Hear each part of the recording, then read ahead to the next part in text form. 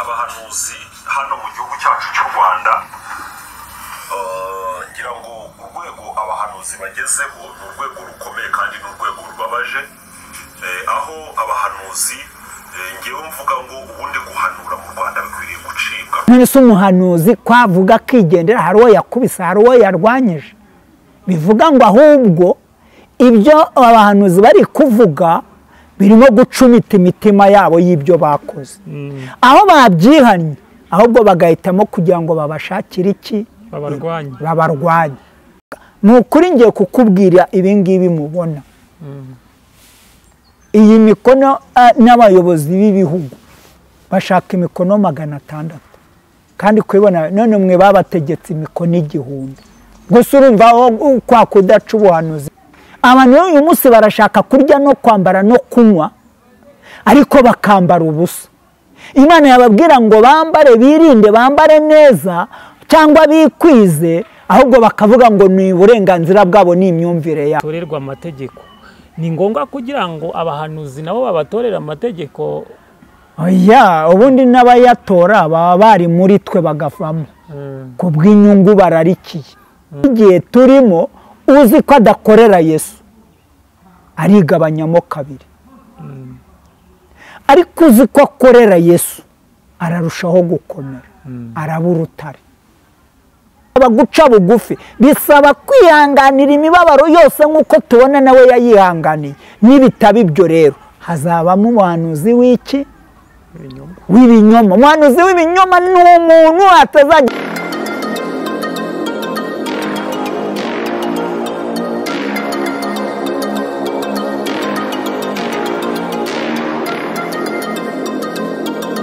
reka tubakurikiye mwebwe mwese mudukurikira mukandi mukurikira izi channel uko ari ebyiri Umuremyi TV na Nowa TV1 katubasabira umugisha mwebwe mutuye mu Rwanda mutuye mu majyepfo majyaruguru uburengerazuba n'iburasirazuba n'umujyi wa Kigali mwese turabashuhuje. Imana niba umugisha namwe mutuye muri diaspora Imana nibarinde kandi bakomeze aho muri hose muri abanyarwanda namwe mutumva ikinyarwanda reka tuvuge ngo Imana ibarinde kandi bakomeze. Mwebwe murarwaye muri kwa muganga Imana nibakize kandi Imana nibarinde. Muri umwanya rero reka tukore umurimo Imana yaduhamagariye namwe mukande subscribe kuri zo channel Nowa TV1 n'Umuremyi TV kugira ngo tujye tubagezaho iby'Imana yashatse kugira ngo ibabwire.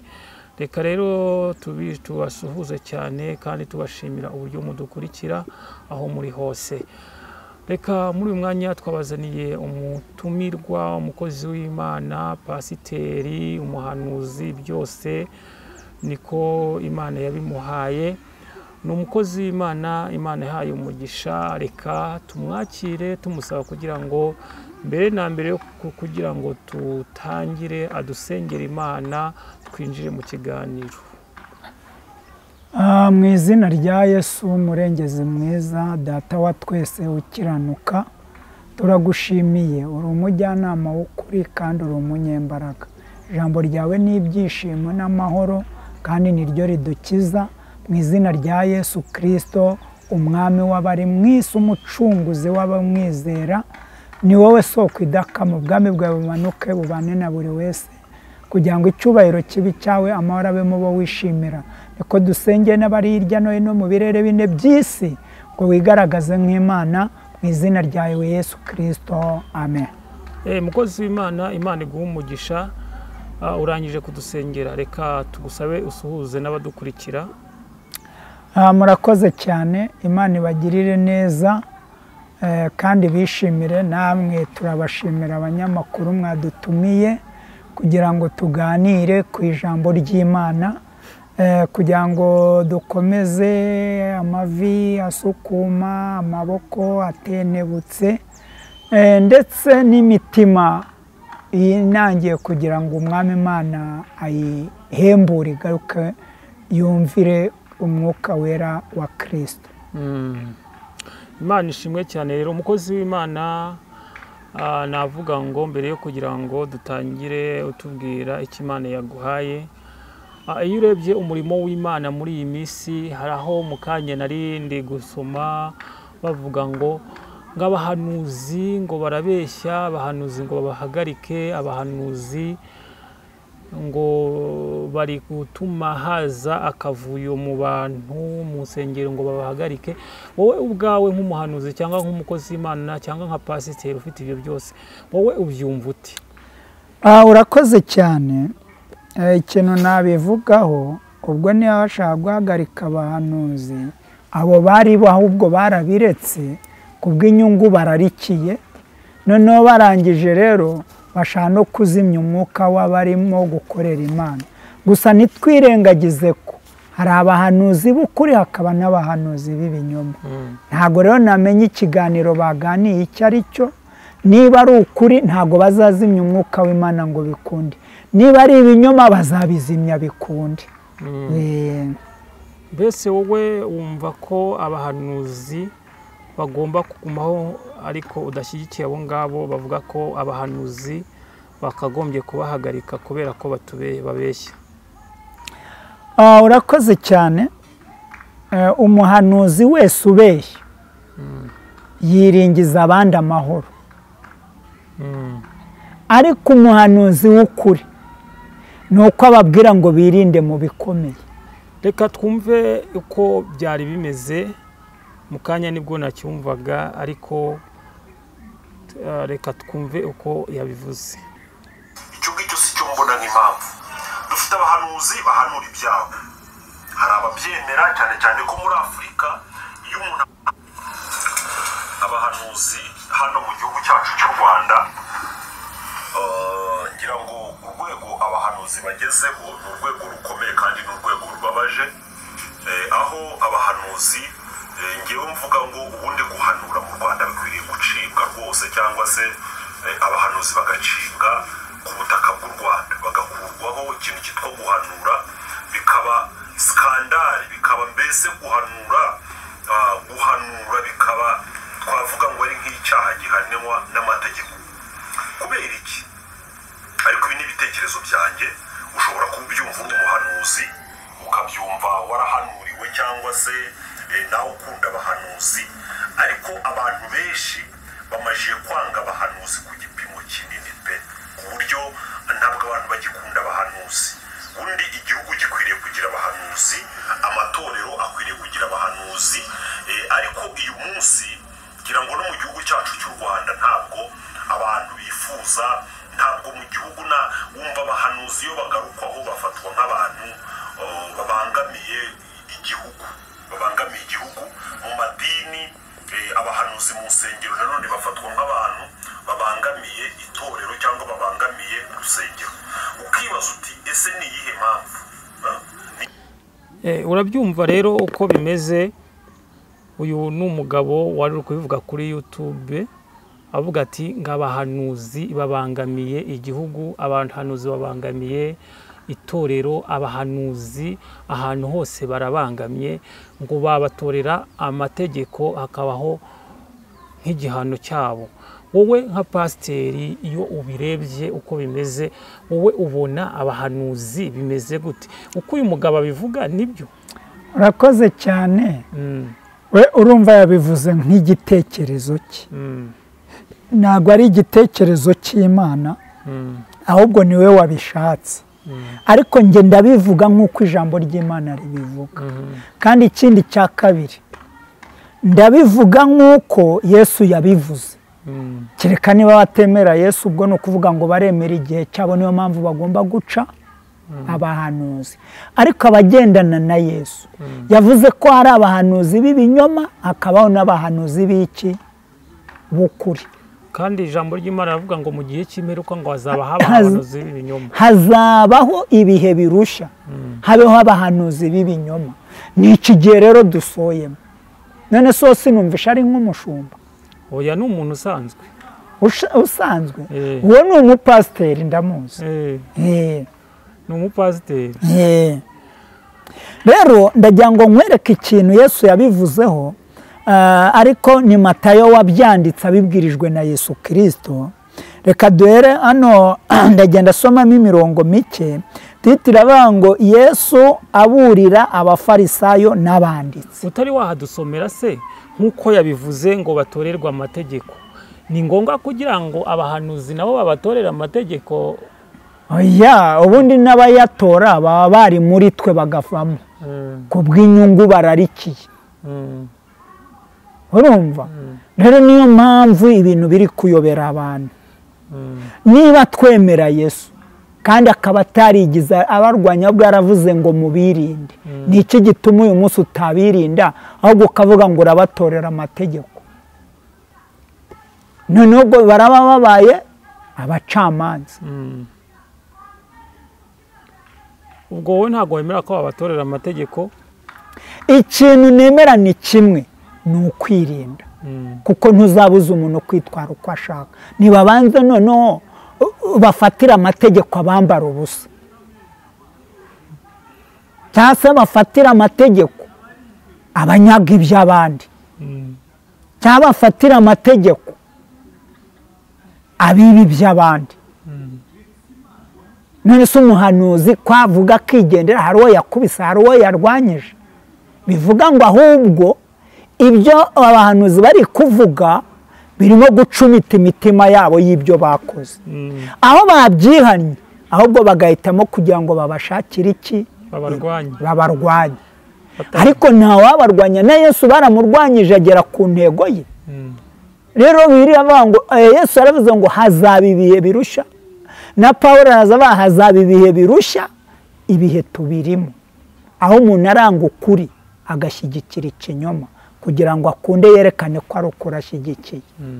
rero ntabwo ari twe bibayeho, twe ba mbere n'abatubanjirije byababayeho. ariko nubwo byababayeho, wibuke neza ko ntawabarwanyaga. Yesu yigeze avuga ngo ubwami iyo bwigabanyijemo kabiri buba bugiye kurimbuka. icyo gihe bari bamubwiye ngo arakora, ni Yezebuli, ni se w'abadayimoni. anje ababwira iryo jambo. rero n'igihe turimo, uzi ko adakorera Yesu arigabanyamo kabiri, ariko uzi ko akorera Yesu ararushaho gukomera, araba urutare. Imana ishimwe. rero aha ndavuga aya magambo, twabonye ngo Yesu aburira abafarisayo n'abanditsi. none se aba ntabwo bemeye umwuka wera bakijijwe kuko batumviye ubuhanuzi cyangwa batemera umwuka wera? ahubwo abantu babaye ibyigenge kugendana n'umwuka wera.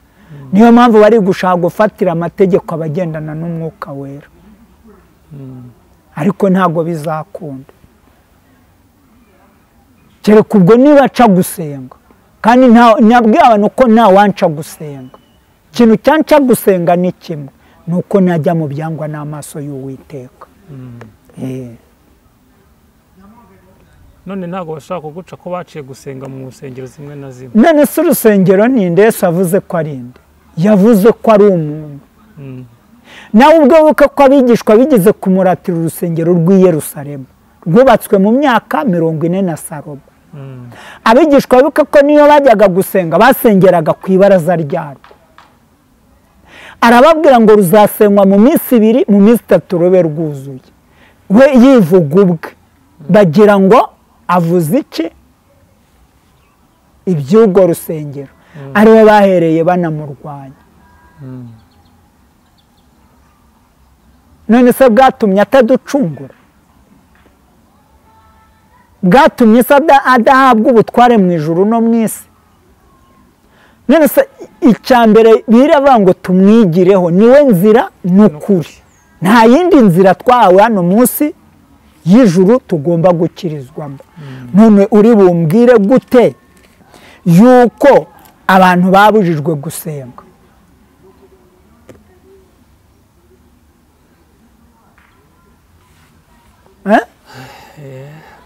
ikintu cyakora twabujijwe ni ukugira umudendezo.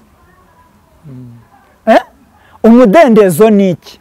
ni ukuba twavugira ibiterane mu muhanda, cyangwa se twakorera amakonseri mu mirima cyangwa mu mashyamba, cyangwa se twategura ibitaramo hanze cyangwa mu nsengero.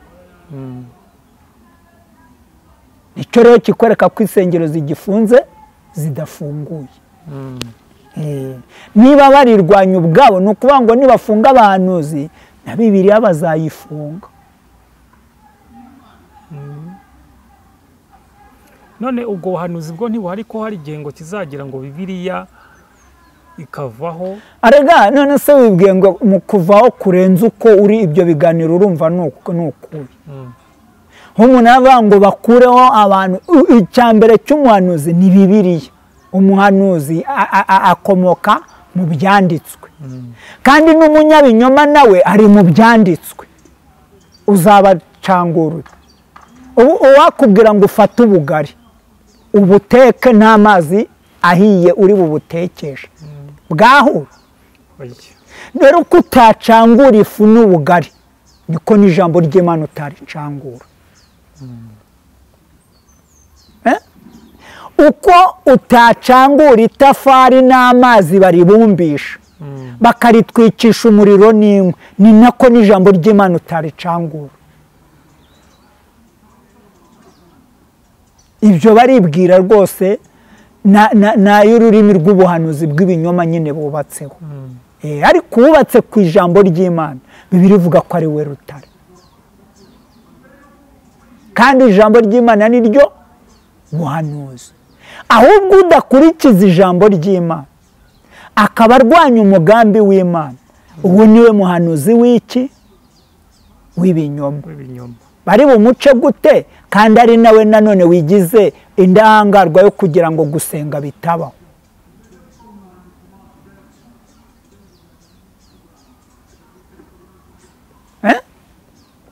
Aba rero turi kubabona neza. Yesu nuko abwira abafarisayo n'abanditsi kwirinda. None iyo utirinze ubwo wabaye umuhanuzi w'iki? Nuko ngo wigishaga Imana ariko noneho ntukiyigisha, kuko ahubwo uri kwigisha Imana mu binyoma, ngo ube umuhanuzi w'ibinyoma. None azirimbura gute? Umuntu arashyiraho amategeko yerekana ko gusenga atari byo, kandi akagaragaza ngo barashaka. Ni ukuri ngiye kukubwira ibi ngibi mubona. Iyi mikono n'abayobozi b'ibihugu bashaka imikono 600, kandi kwibona none mwe babategetse imikono 1000. Gusa urumva kwa kudaca ubuhanuzi kuri hehe? Bari kubananiza. None se ababananiza niba ngira ngo se nitwabanye nabo, nitwagendanye nabo, nitwasangiye nabo, ariko kuko bicaye ku ntebe z'ibyubahiro bibagirwa bahaye icyo cyubahiro. Niyo mpamvu birivuga ko babaye abahanuzi b'iki? B'ibinyoma. None abo ushatse kuvuga ko abo bari kubikora ari bo bari bafite iyo titire? None atari bo bari bayifite, se bigisha ijambo ry'Imana ryigishijwe n'abandi. Dore ngiyi Yesu aburira abafarisayo n'abanditsi. Abafarisayo n'abanditsi se sibo bigisha amategeko? Sibo bigisha ijambo ry'Imana se? None se ngaho niba bashaka gukuraho abo bahanuzi da ko ari babi batagira, nibabanze nabo bave ku izo ntebe baze bigisha iryo jambo ry'Imana. Ariyo mpamvu Yesu yavuze ngo ubisoma ajya byitondera, kandi avuga ijambo natinye muri iyi minsi abantu batabasha gutekerezaho cyane. Bivuga ngo mu minsi y'imperuka hazaza ibihe birushya, ngo abigisha b'ibinyoma bazagwira, ngo bazigisha mu izina rye, ngo ariko si we uzaba yabatumye. Ni Matayo ibice 24 uhereye ku murongo wa 28 ukamanura hepfo. Icyo gihe hari mu gihe cya Daniel murongo wa 15 ngo ikizira cy'umurimbuzi ubunsi cyageza aheraho urusengero. Aheraho urusengero ni iki? Si umuntu uzaba wigize nk'Imana kandi atari Imana yamutumye.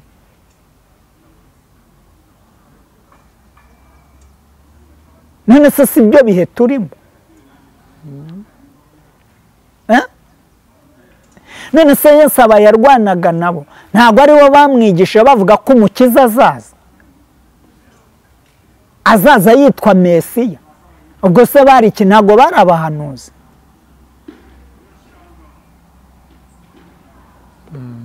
abakuye abisiraheli muri Egiputa, wibagiwe ko Farawo ari we wabirukanye kandi ari nawe wari warabareze?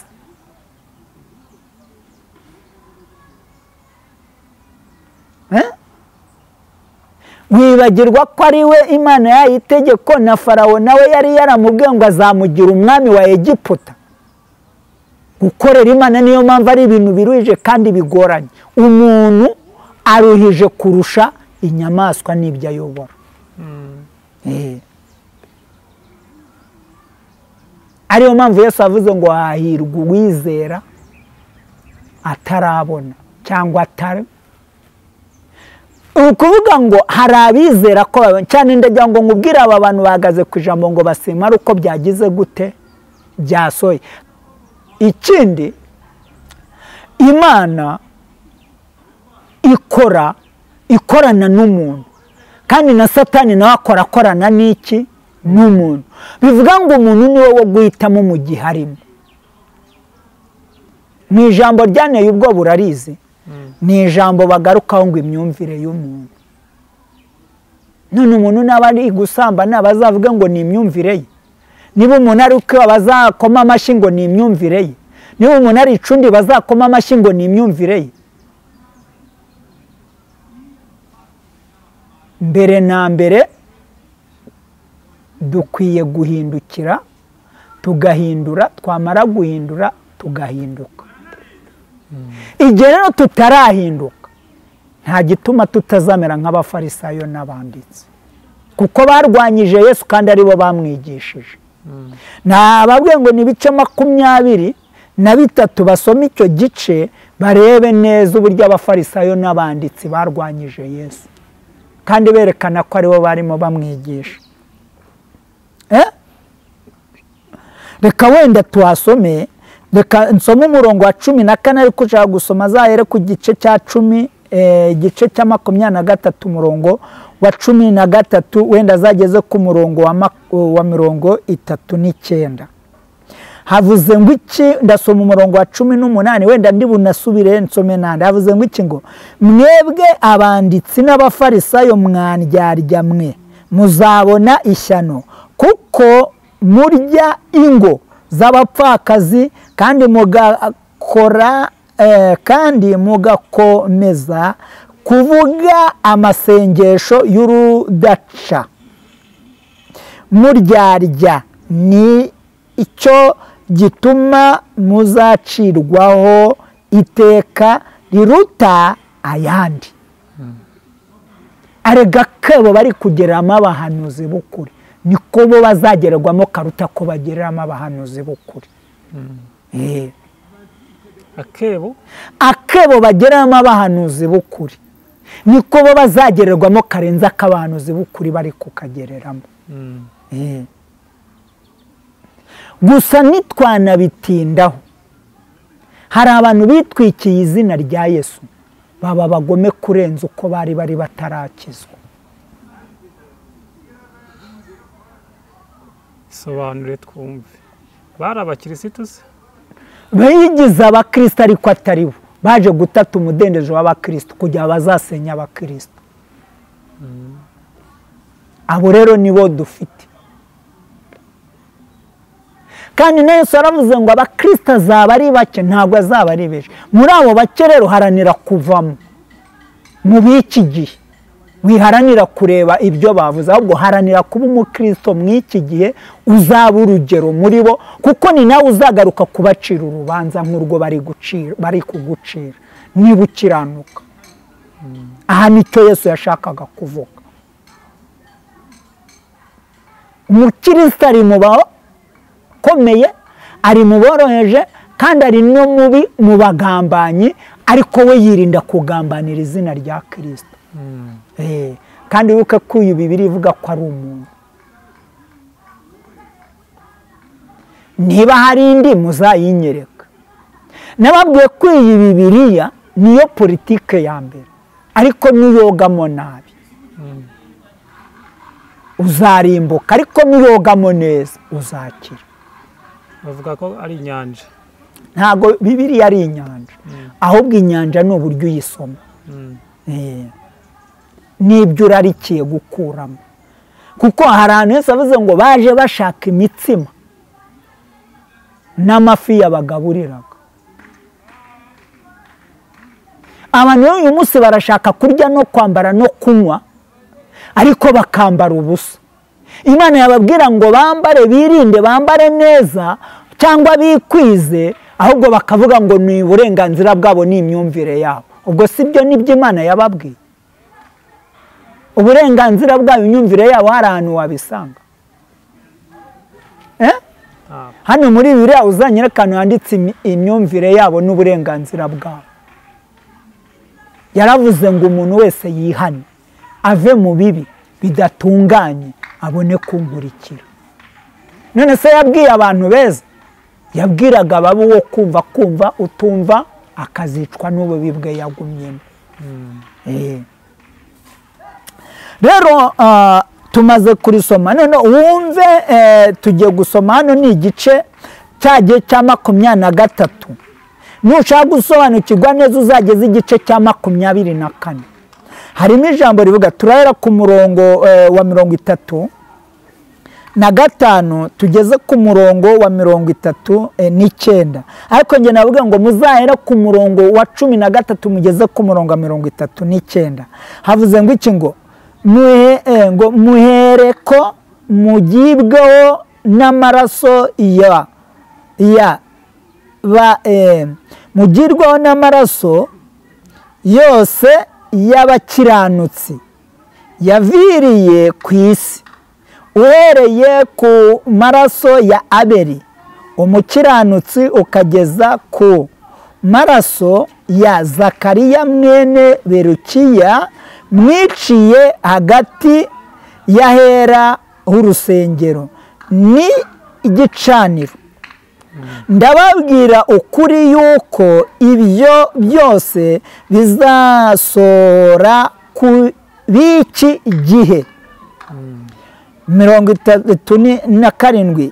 Yerusalemu, Yerusalemu, wica abahanuzi ugatera amabuye abagutumweho, ni kangahe nshaka kukubabundikira nk'abana bawe, nk'uko inkoko ibundikira imishwi yayo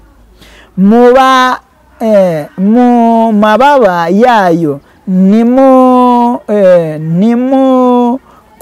nimunkundire. Dore inzu yanyu muyihinduwe ari umusaka. 39. Ndababwira yuko mutazambona uhereye none ukageza ubwo muzavuga muti, hahirwa uje mu izina ry'Uwiteka. Amen. Amen. Yesu azagaruka mu izina ry'Uwiteka. Yakunze umuntu impande zose, akunda umuntu mu buryo bwose, ariko umuntu yarinaniwe. None si uyu munsi tuvugana, umuntu si uri kwiyica? None si umuntu si uri kuvuga ngo ari kubungabunga umutekano? None si uyu muntu si uravuga ngo arakorera Imana? None si ukorera Imana wica mugenzi, wica mwene so? Kandi ubonye ko na Abeli nawe yishwe. Rero ndagira ngo mubwire abahanuzi b'ibinyoma kenshi barangiza bica abakiranutsi, bo bakisiga. Niyo nigize mbabwira ijambo rivuga ngo umukiranutsi ari ava mu basambanyi, ava mu barozi, ava mu bajura, ava mu bagambanyi, ava mu bigisha amategeko, ava mu bafarisayo no mu banditsi, yamara guhunga ahubwo bakamugambanira. Urumva gukizwa uburyo ari intambara ikomeye kuruta guhanura, kuko ntawahanura atavuye mu mbaraga z'umwijima. Hunga, Bibiliya avuga ngo hunga udapfa. None se uzahunga icyo utareba? Uzahunga icyo utazi se? Uzahunga icyo utareba se? uzahunga icyo utabona se, uzahunga icyo ubona n'icyo uzi kugira ngo ukiranuke. niwanga rero bizabyishushanyamo kugira ngo urimbuke.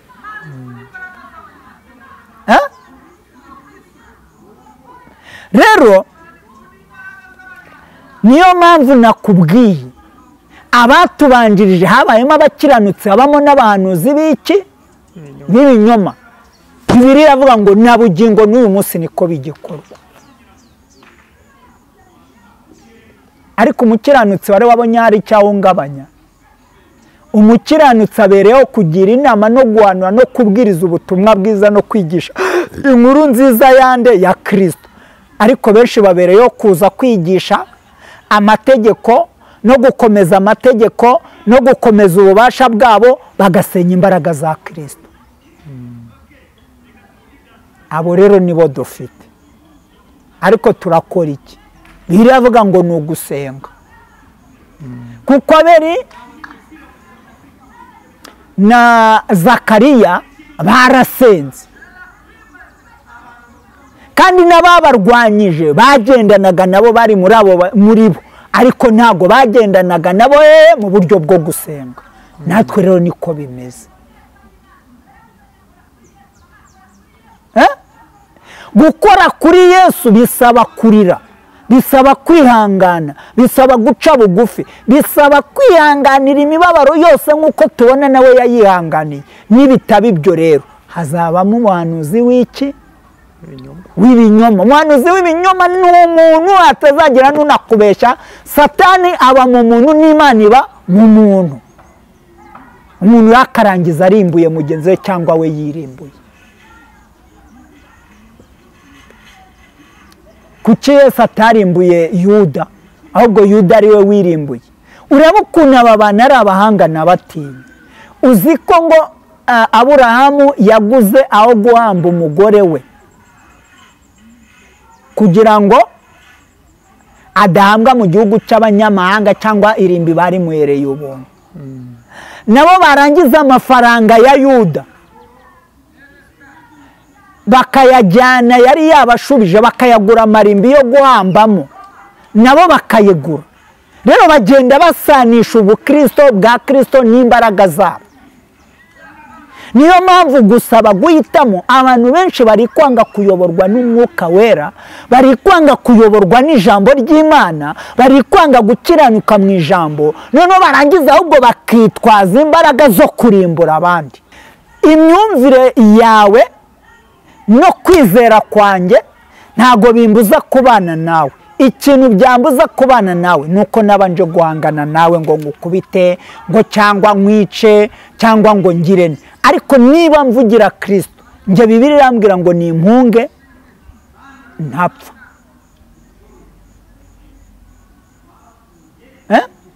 Nje byaranangaje kumva n'ijambo ry'Imana ryarahindutse amoko. Ijambo ry'Imana abantu niryo basigaye banganiramo. Kandi Bibiliya nakubwiye ngo birasaba ngo tuyige, nitumara kuyiga dusenga Umwuka Wera agira ate atwigishe. Yesaya niba ari 63 harimo ijambo rivuga ngo nuko Umwuka w'Uwiteka aramusanga, ngo ava muri bo, ngo aramwigisha ajya guhanura ubutumwa bwa Kristo. Kristo atwiyereka mu gihe cy'intambara, atwiyereka duhaze, atwiyereka twambaye ubusa, atwiyereka twamuhunze, kandi iyo tumuhunze nitumugarukire niko kwiciraho iteka. Rero mureke twumvire Yesu. Ikindi nge nabonye mu rukundo rwa Kristo, ngira ngo mbabwire gikomeye, nuko twese yaringanije urupfu rumwe. Nibashaka banshingura, nibashaka barorere tubora kimwe, ariko umunsi w'umuzuko buri wese azazukana n'ibikorwa yakoreye kuri ubu buzima bw'isi. Niyo mpamvu rero dukwiye kuba maso, niyo mpamvu dukwiye kwirinda. Rero Imana ibagirire neza. Kuba barishe abantu muri jenoside bakaba bariho kandi biyubaka twiyubaka, ni ukuvuga ngo dukwiye guhamya ukuri kwa Kristo. Rero ibyabaye ku batubanjije natwe bishobora kutubaho, ariko icyo dusabwa ni ugusenga Imana. umukristo ashinzwe, ngiye kubabwira n'iki mukimenye, ntabwo umukristo ashinzwe kugira amoko. umukristo ashinzwe kuvuga ijambo ry'Imana, umukristo ashinzwe kuvuga ukuri, byaba ngombwa akakuzira. Nibitamera gutyo rero abantu benshi bagiye kwiciraho iteka, kuko umuntu arangiza ari we wirimbura, kandi umuntu arangiza nanone ari we ucungurwa nande na Kristo. Amen. Kandi umuntu niwe ufite ubutware bwo guhitamo, nta kindi gifite ubutware, ni umuntu wenyine. None ikibazo dufite, abantu ubutware barabuhigira mu mbaraga z'ubutunzi kuruta bo kubanza kuba abatunzi mu by'Imana, ngo na bya bindi nabyo babirye bahawe n'iki n'Imana, ahubwo bakarangiza biciriye witeka mu by'Imana yabahaye, kandi na bwa bugingo ntibazabubone. Rero icyo nsaba ni kimwe, nimureke tugendane n'Imana, mureke duhagararane n'Imana.